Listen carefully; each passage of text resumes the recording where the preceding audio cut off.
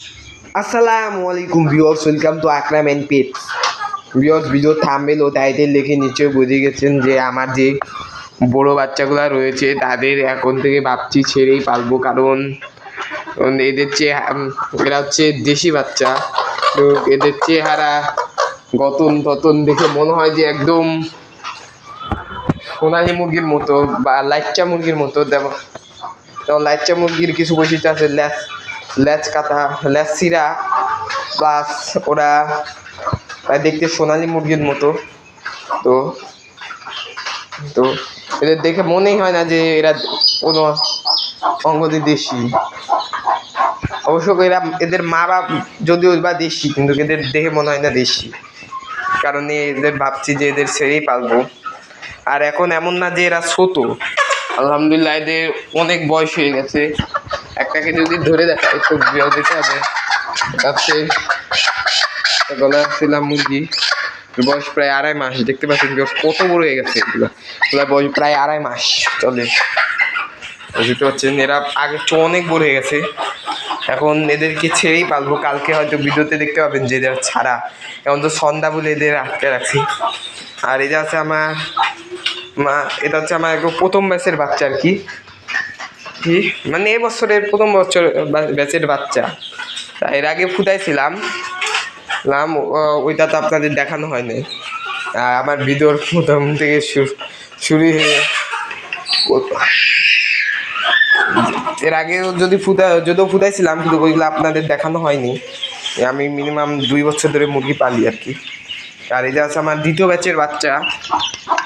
আলহামদুলিল্লাহ এরা অনেকটা সুস্থ সবল আছে, খাবার দিয়েছি, খাবার খেয়েছে। আর এদের আছে আমার গলা ছিল মুরগি আকুলি বাচ্চা। আলহামদুলিল্লাহ এরাও সুস্থ সবল আছে আছে দেখতে পাচ্ছেন কতটা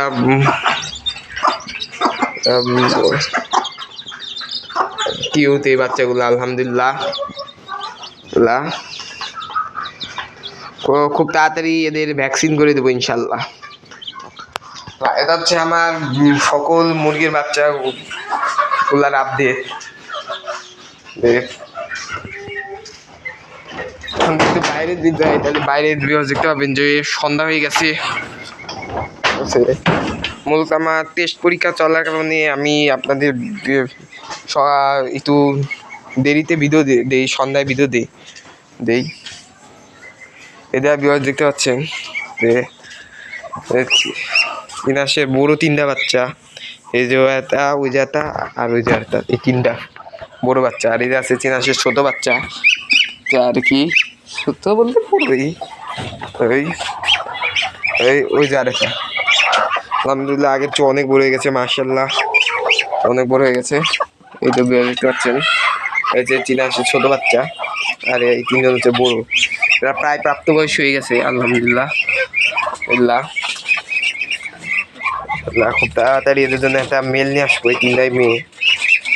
আর এই যে আছে আমার নতুন ডিম পাড়া মুরগি, এই যে বসে আছে হচ্ছে কানা মুরগিটা, হচ্ছে লালচা মুরগি, আর হচ্ছে হ্যাবলা মুরগি, আমার পিড়ে মুরগিটা।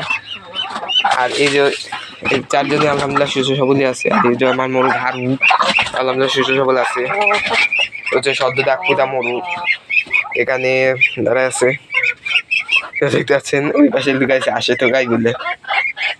আর উপরে বিয়ে দেখতে পাচ্ছেন কুইসা মুরগিটা, মানে কুড়ি মুরগিটা আর কি। এটা কুইসা আছে, নামাই দে দেখতে পাচ্ছেন যে ঝাঁকা পড়ে গেছে। এই যে আমি চিনাশের বাচ্চা দিদাকে থই, এই মরক থইতাম, মরক এখন অন্য জায়গায় থই, এদের হাতেই থই আর কি। এখন যদি তো মাসে সেটাবে যাই তাহলে দেখতে পাবেন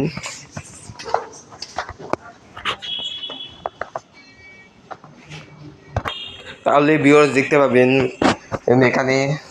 আমি প্রথমেই মাছে খাবার দেবো এখন দেখতে পাচ্ছেন ডিমের কুসুম।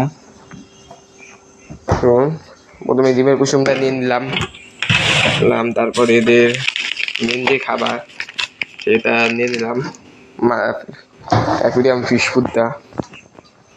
এই যে দেখতে পাচ্ছেন, এটা হচ্ছে আমার মাছগুলা। মাছের একটা খারাপ আপডেট আছে, যেটা হচ্ছে এই একটা মাছ খুঁজে পাচ্ছি না, সম্ভবত এটা মরে গেছে। অনেক চেক করছি, পাইনি। এখন বাকিটা আল্লাহ জানে যে কি হয়েছে। প্রথমে যে দেখছি এদের মাছ অ্যাকুরিয়াম ফিশ ফুডটা, তারপরে না ডিমের কুসুম দেওয়া যাবে। এই যে বিয়ার্স দেখতে পাচ্ছেন, মাছের পোনাদেরও দিয়ে দিয়েছি বিয়ার্স। 4টা পোনা আছে,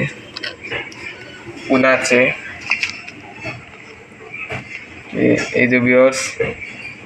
এখন এদের ডিমের কুসুম দেব।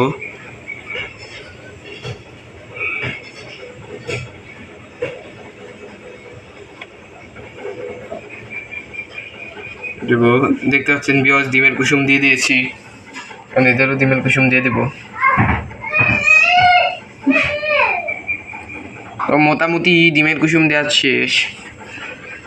একটা মাছের বাচ্চা দেওয়ার কথা, আমি বুঝতেছি না যে বাচ্চা দিয়ে খেয়ে ফেলেছে নাকি, কারণ এ তো প্রেগনেন্ট আছে। বিয়স দেখো ওই মাছটা আর কি মাছ দেওয়া বাচ্চা দেওয়ার কথা। দেখি এখন বাচ্চা দেয় নাকি। এই দেখতে পাচ্ছেন, এখন এই খাবারগুলো রাখবো। ও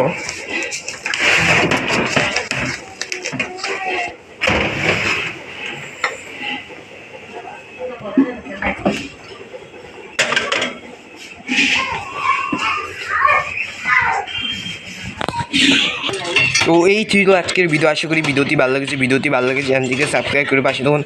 আল্লাহ হাফিজ।